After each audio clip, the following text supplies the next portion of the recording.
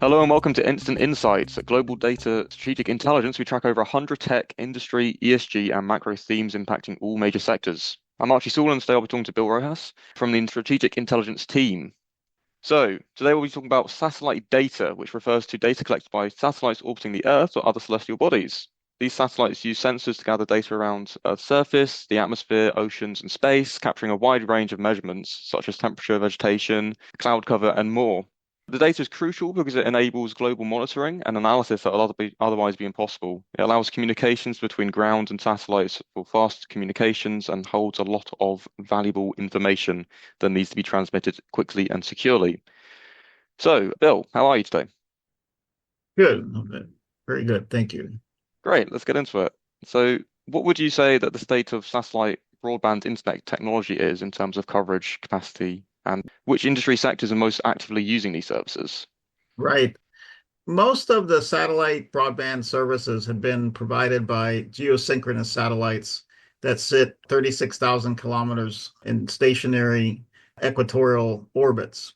And it allowed ships and vehicles, kind of antennas to connect by pointing towards where that satellite is located, and it's stationary.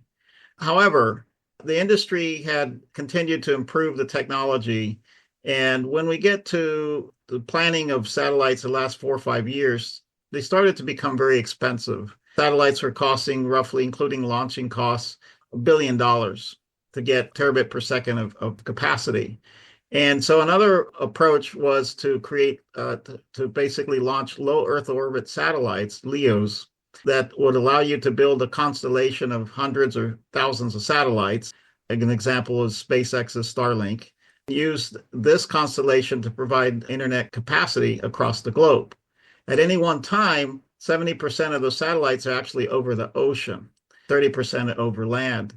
And the interesting thing is that the technology and the business model was quite different. The geo satellites would cost 500 million, 700 million, $1 billion to put up and to operate, whereas a LEO would cost a few $1 million a piece, and you can design them to have a life of maybe 5 years, 7 years. And then the trick is to use the rockets that SpaceX has as an example. You can launch maybe 15, 20, 30 of these satellites at a time. And then after 7 years, you can keep replenishing. So that is the breakthrough concept that is making internet broadband from LEO satellites so attractive and feasible around the globe. And it's going to impact all the major sectors: transportation, merchant shipping, oil and gas, emergency services, and also government and education, townships that are located, let's say, in remote areas. So many, many applications. And it's all becoming possible because the cost has come down by a factor of about 10x compared to the satellite technology 10 years ago. Hmm, interesting. There's a lot of interest in the telco sector around satellite services. So what would you say that the key use cases that the telcos want to monetize? Right. So telcos had, in the past, the leading telcos in most markets would typically have partnered with a satellite provider like Intelsat or Inmarsat, Eutelsat, for example, or Viasat in the Americas. But what's happened now with the LEOs, it's actually opened up the opportunity for the telcos to do a number of things. First, to do cellular backhaul. So basically, they can put up a 4G, 5G base station anywhere, for example, in a mountain, in an island, and they can use the satellite as the backhaul. So you don't need the fiber to connect the base station. That's one service. Another service is Internet of Things. Internet of Things is a concept that continues to grow and grow. And pretty much every sector globally has developed Internet of Things applications, and software in the ecosystem is maturing pretty rapidly. So that's another area. Now, there's also some esoteric ideas like data center in space. So companies like NTT have come out and said that they want to build data centers in space for security purposes and also for energy consumption, energy savings purposes, because obviously you can cool the data center pretty well in the void of space. So yeah, going on to Internet of Things, so how would you say that the IoT ecosystem would compare to terrestrial networks and how do satellites fit into that? Right. So up until maybe a year ago, 2 years ago, companies like Inmarsat were very successful in providing Internet of Things, typically low bandwidth to various devices, particularly in the oil, gas, mining, and merchant shipping industries. However, the 3GPP, the standards group for cellular standards, has been working for 3 or 4 years now on a standard called non-terrestrial networking, or NTN, and this is 5G for both data transmission of maybe 1 to 2 megabit speeds as well as low bandwidth IoT speeds for low bandwidth devices, and that's called 5G end-to-end IoT.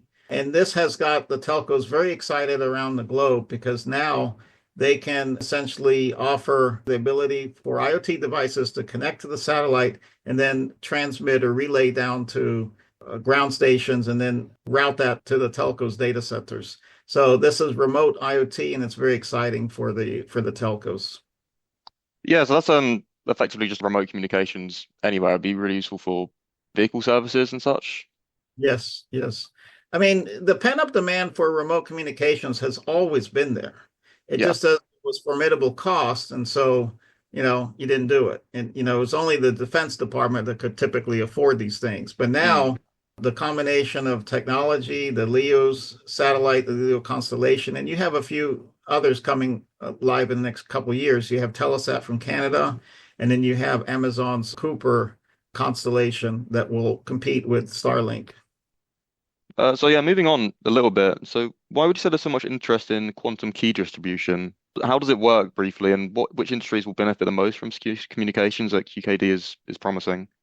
Right. So the motivation for QKD is the concept of quantum safe. You want to be able to do secure communications, but if companies like IBM and Google and others develop quantum computers that can break the cryptographic codes, then you're going to have a problem. And that's what the concern is, that these algorithms that run on the quantum. Now, the quantum computers are not ready to do that today. I would say we're still a few years away, but the day is going to come when they're going to be able to break codes very quickly. And so quantum key distribution uses the same principles quantum computing does, but it uses it to make for secure communications that cannot be hacked. And that's because it's using the quantum mechanical principles of entangled qubits that are transmitted in the case of QKD over optical fiber and over satellite as well. So finally, just to wrap things up, what would you say the timeline would be for commercial fiber QKD and for satellite QKD systems? Right. So when we talk about commercial timelines, the best way to answer that is if there's a company that actually is going to do it. Mm. And in the case of terrestrial QKD, Toshiba appears to be one of the leaders globally. They have been running tests with companies like BT Group and Orange, and their CEO has said publicly that they're ready to go commercial on terrestrial fiber in 2025. This would be a solution that can go transmit about 180 kilometers of secure keys.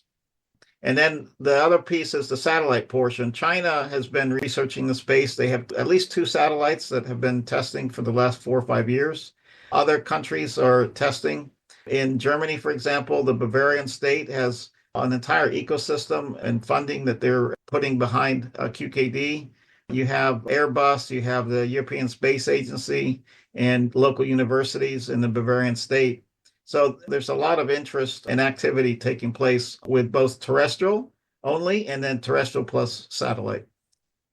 So you would say that 2025 could be a promising time for Terrestrial, commercial? yes. I think the satellite is probably still a couple years away, but it's not Yeah. 10 years. It's not 10 years. And the applications for this will be defense, military, banking, government records, anything that needs to transmit large amounts of data and cannot take the risk of being hacked. Yeah, it sounds like it's a really interesting time to be involved in the quantum and satellite sectors. Thank you for those instant insights. Thanks for listening. And from us in Strategic Intelligence, see you next time.